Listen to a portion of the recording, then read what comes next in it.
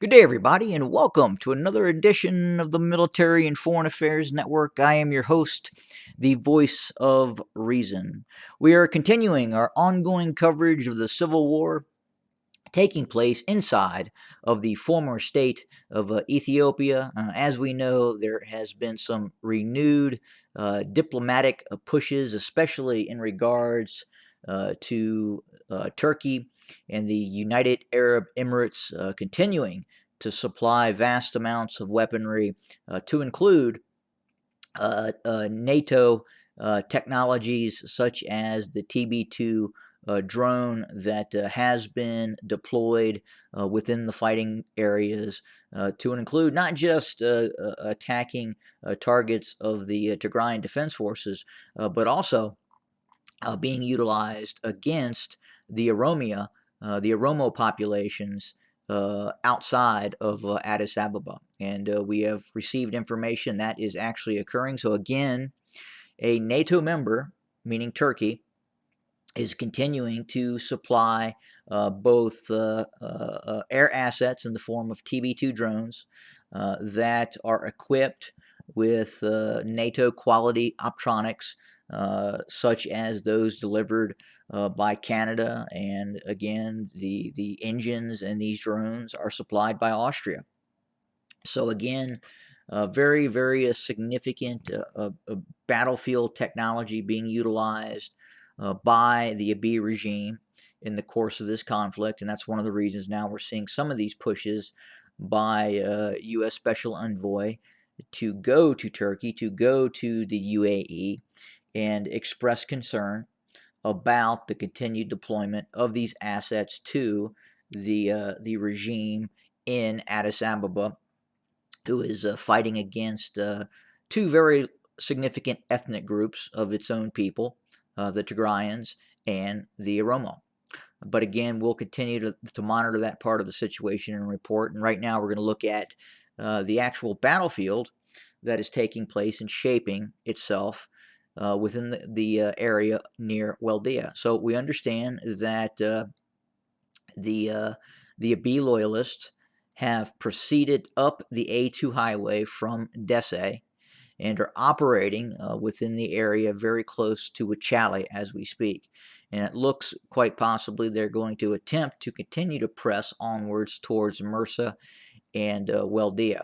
We are still trying to ascertain if the Tigrayan Defense Forces are going to, in fact, make a stand near Weldiya and continue to shore up their defenses within the areas near Weldiya, and both to the west and to the east of Weldiya. And as we look on the map, on the good old Google Earth here, you'll see that in terms of the fighting terrain that the Tigrayan Defense Forces have traditionally liked to fight in, Weldiya provides ample opportunities for rugged, hilly terrain in that sort of operation, that sort of terrain that the Tigrayan Defense Forces likes to engage in. And again, if in fact Weldiya is at some point taken, the area north of Weldiya continues to be very, very rugged as you continue to head north.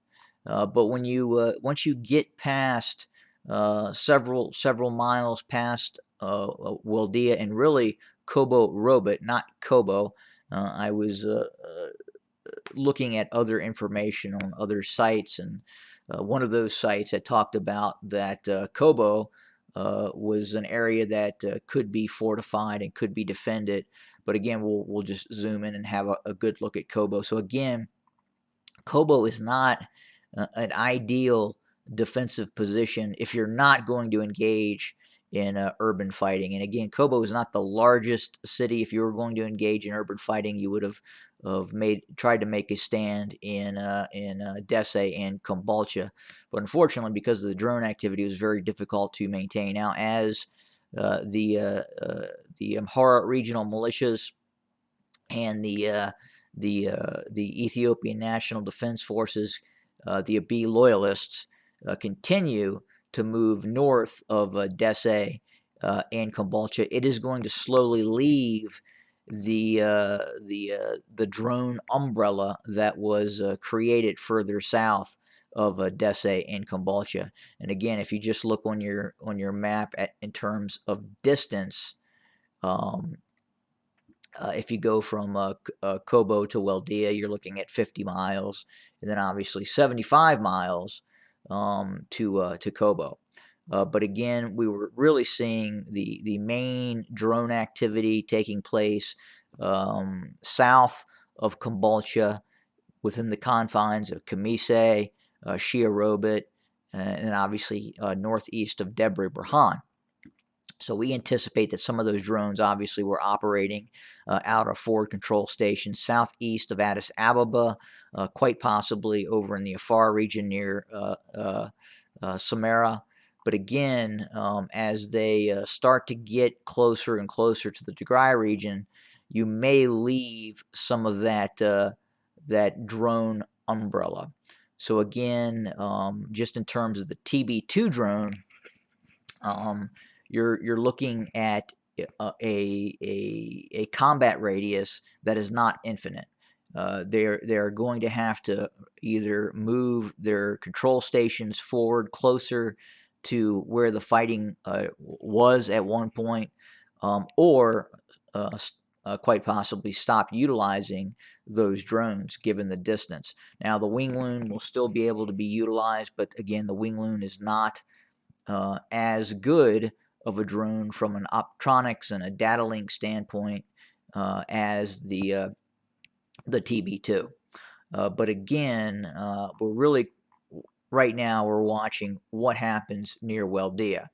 Does the Tigrayan Defense Forces fight in the hills and the mountains and fortify Weldiya and continue to hold on to areas around Weldiya, or if it does not hold on to Weldiya, in all likelihood, you're probably going to see a withdrawal, at least to Kobo Robot. Again, Kobo Robot in the area south of Kobo Robot could be defended. Again, you're really kind of leaving the safety of some of that of what that urban environment gives you in terms of possible drone strikes. Again, Weldiya is a fairly large town / city. There's areas, there's supply nodes, there's the ability to store stuff inside of the city that would be more difficult to hit via drone attack than it would be along some of these areas in the mountainous terrain in between Weldiya and Kobo Robot. But once and if the Tigrayan Defense Forces leave Kobo Robot, and again, we've heard talk about the next defensive line being Kobo. I don't think that's realistic. Again, just in terms of the very flat terrain, as you can see here on my map, that it is again very flat. That you don't see mountains and rugged terrain and defendable terrain features until you go west of actual Kobo. Now, in all likelihood, I would say that it would be probable that the Tigrayan Defense Forces should be blowing bridges and destroying infrastructure as it continues to withdraw back into the Tigray region, if that is in fact the strategy, to eventually fall back into the Tigray region. And again, if you look at if in fact the fighting were to go into the southern Tigray region, again, very flat until you get near Coram and just to the west and north of Alamata. So again, the big question right now is, what is the Tigrayan Defense Forces going to do? Are they going to make a stand in Weldiya? Are they going to withdraw from Weldiya and form a defensive line near Kobo Robot? But again, the idea that that Kobo is defendable is just something that probably is not going to happen, given what we've seen in the past. Again, Weldiya would be ideal if they could maintain control of Weldiya. Again, the A2 highway it basically does a switchback and then runs almost northeast. And then obviously you have the B-22, which contains very, very rugged area all the way up to Dabat. And that could be a very opportunistic defensive barrier for the Tigrayan Defense Forces to continue to hold until they're able to launch another counteroffensive. But again, if the decision is made to withdraw from Weldiya and other areas to the west and east of Weldiya and then proceed to Kobo, well, Kobo is not, again, an ideal area to defend.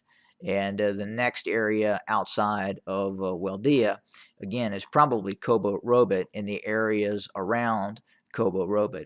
But again, the problem is Kobo Robot is not a very large town. So if you're going to try to quarter troops and equipment, that's not going to be the best area in Kobo Robot. Again, then the next largest town is Kobo, but Kobo, very challenging area to defend. So again, leaving Weldiya, if in fact they have, meaning the Tigrayan Defense Forces have decided to leave Weldiya, is probably not, at least in my opinion, the best decision that could be made in this ongoing conflict. Now, is that the ultimate choice and decision in terms of that's their next option? They could be looking at an actual fight or an urban fight near Alamata, and then obviously the next area to defend, at least in terms of the terrain most favorable to the Tigrayan Defense Forces, is Koram. And the areas just to the south, to the west, to the east of Koram. It continues to be mountainous all the way up north, except for the lowland areas that straddle the eastern, southeastern portions of the Tigray region. But again, that's the current status. We are still under the impression that the Tigrayan Defense Forces are still controlling Weldiya. We've heard Amhara and Abiy loyalist media reports stipulate that they are now moving into Weldiya, but again, many of those reports have become very, very unreliable. And again, we have to take that with a grain of salt. But right now, the Tigrayan Defense Forces still control Weldiya, areas west of Weldiya and east of Weldiya, and in fact, areas south of Weldiya as well. And again, there appears to be, at least from the U.S. Standpoint, diplomatic efforts being made to limit the Turkish supply of drones and the United Arab Emirates supply of drones and drone operators to the Abiy loyalist regime.